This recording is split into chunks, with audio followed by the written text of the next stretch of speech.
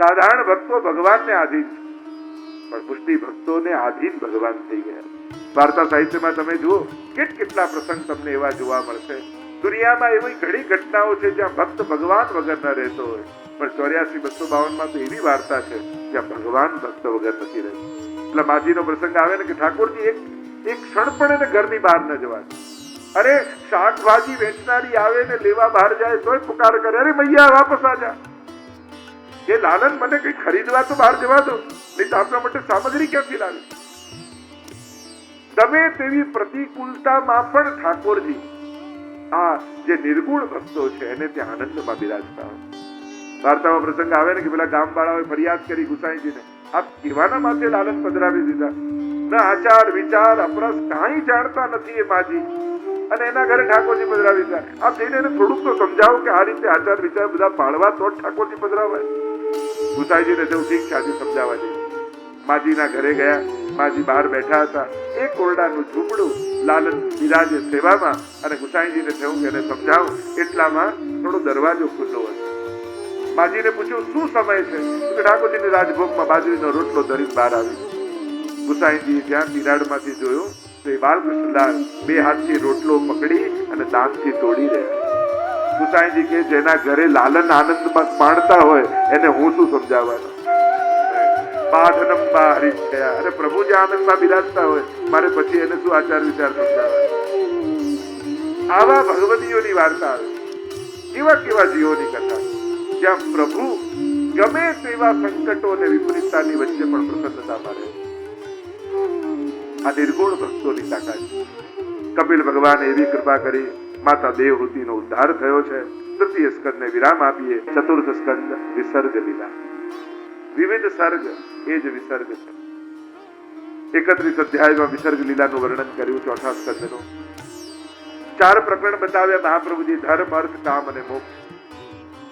જે ચતુર્વિધ પુરુષાર્થ મનુષ્યના, દરેક વ્યક્તિએ આ 4 પુરુષાર્થ સિદ્ધ કરવા. ધર્મ, અર્થ, કામ અને મોક્ષ. દરેક માટે સંન્યાસ નથી. ઘણા લોકોને એમ લાગે કે ધર્મ એટલે છેલ્લે સંન્યાસ લઈને મોક્ષ માર્ગે જતા રહે, પણ એના 4 આશ્રમ, 4 પુરુષાર્થ. ધર્મ પુરુષાર્થ, દરેકે ધર્મ સિદ્ધ કરવાનો. શાસ્ત્રોમાં જે ધર્મના વિધાનો બતાવવામાં આવ્યા છે એ દરેકે કરવા જોઈએ. અને દુનિયા ધર્મથી જ ચાલે છે, અધર્મથી થોડી ચાલે. દુનિયામાં દરેક વ્યક્તિ અધર્મ કરવા લાગી જાય તો આ દુનિયા ચાલી નથી. ધર્મથી ચાલી રહી. દરેકને ધર્મની ઈચ્છા. બધા આગળ ખોટું બોલતો હોય એ પણ ઈચ્છે મારી સામે તો સાચું જ બોલવું જોઈએ. બધાને છેતરતો હોય એને પણ જોબમાં કોઈ માણસ રાખવા હોય તો કે કોઈ ઈમાનદાર માણસ હોય ને એને ગોતી લાવે. ઈમાનદારી જ જોઈએ. બધા આગળ ગુસ્સો કરતો હોય એને સામેવાળો તો શાંત જ જોઈએ. અધર્મ કરનારને પણ ઈચ્છા તો ધર્મની જ છે. કોઈ અધર્મની ઈચ્છા નથી રાખતી.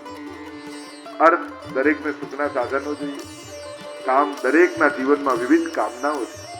અને મોક્ષ, આ બધું મેળવ્યા પછી મુક્તિની ઈચ્છા પણ દરેકની અંદર રહે છે.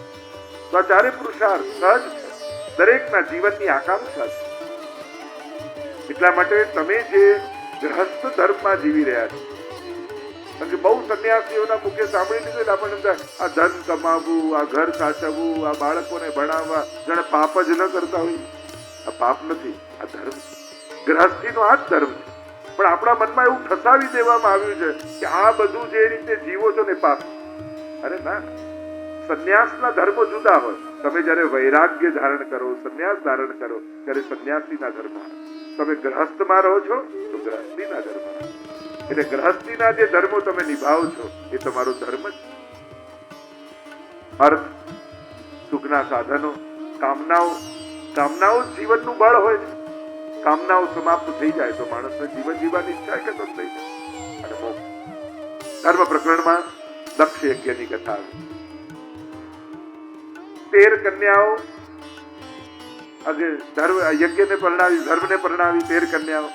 14મી કન્યા સ્વાહા અગ્નિદેવને પરણાવી. 15મી કન્યા સ્વધા પિતૃઓને પરણાવી. અને 16મી કન્યા સતી, એના વિવાહ મહાદેવજી સાથે કર્યા. મહાદેવજી સાથે વેર બંધાઈ ગયું દક્ષને, અને સસુર અને જમાઈને વેર બંધાય તો આવી બંને કન્યા. અને પાછા મોટું પદ મળી ગયું, સત્તા મળી ગઈ.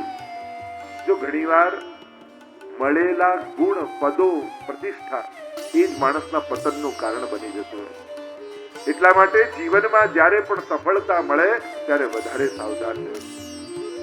ક્યારે પણ દુર્ગુણોનો અહંકાર હોતો નથી, સદગુણોના જ અહંકાર.